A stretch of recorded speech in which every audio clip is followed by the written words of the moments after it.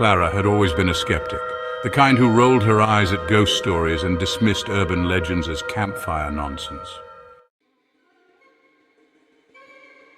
But there she was, driving her beat-up jeep down a winding road toward the heart of Drevny Bor, a remote forest in Russia known for its dense woods and chilling lore.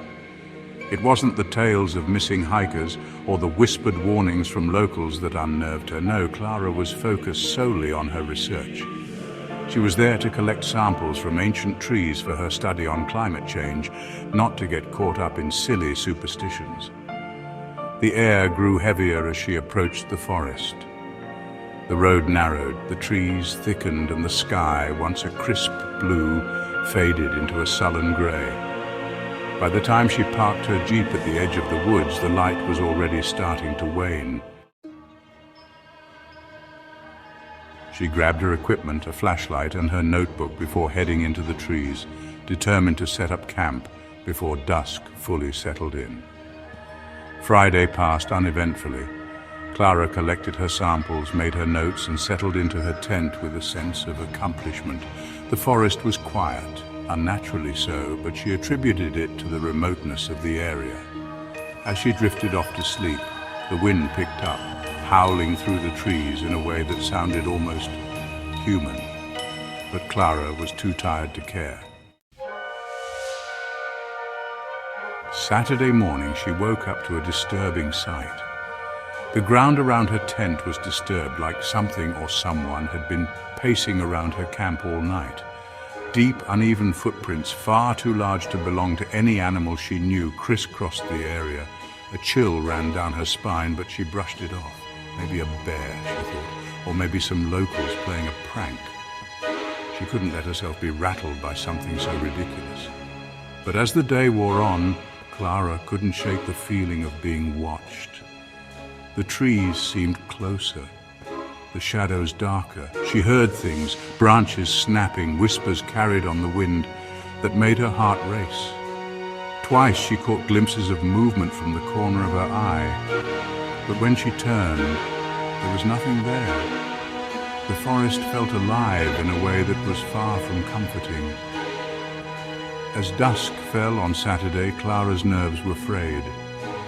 She sat by her campfire, clutching a hot cup of coffee, trying to push away the growing dread that gnawed at her. That's when she noticed the eyes. Glowing faintly in the darkness beyond the fire's light, dozens of eyes stared at her from the tree line. She froze, her breath catching in her throat. They were too high up to belong to any normal animal, and they didn't move, just watched, unblinking as if waiting for something. Then all at once they vanished, swallowed by the darkness as if they had never been there.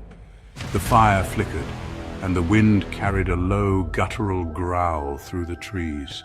Clara's blood ran cold. She was no longer alone in these woods. Something was out there, something malevolent. She retreated to her tent, zipping it up tight, as if that thin layer of fabric could protect her.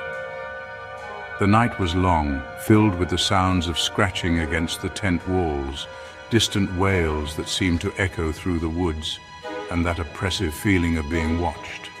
Sleep was impossible. Sunday dawned with an eerie stillness.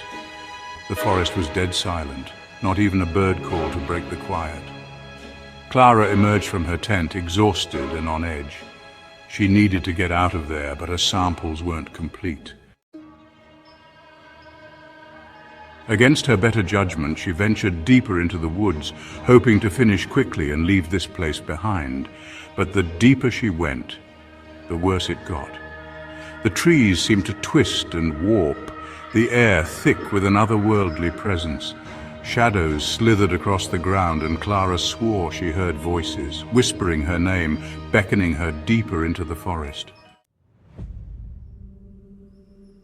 Panic set in, and she turned to head back to camp, only to find the path behind her had vanished, replaced by an impenetrable wall of trees.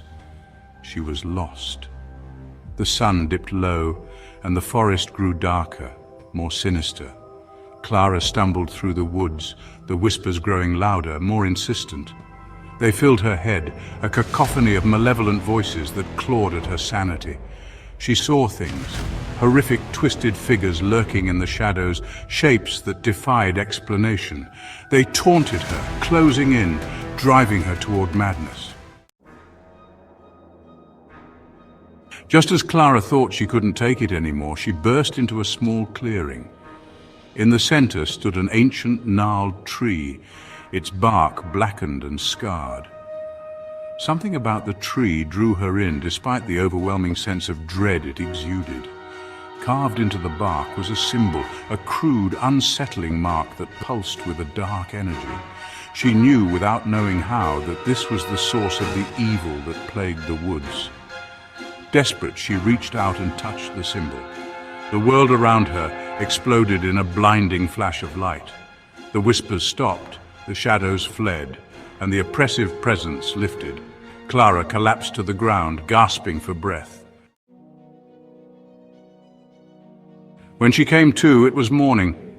The forest was still, but it was a natural stillness, devoid of the supernatural menace that had stalked her. She was back at her camp, the ancient tree nowhere in sight. Shaking, she packed up her things and left as quickly as she could, not daring to look back. Clara drove away from Drevny Bor, leaving the horrors of the deep woods behind.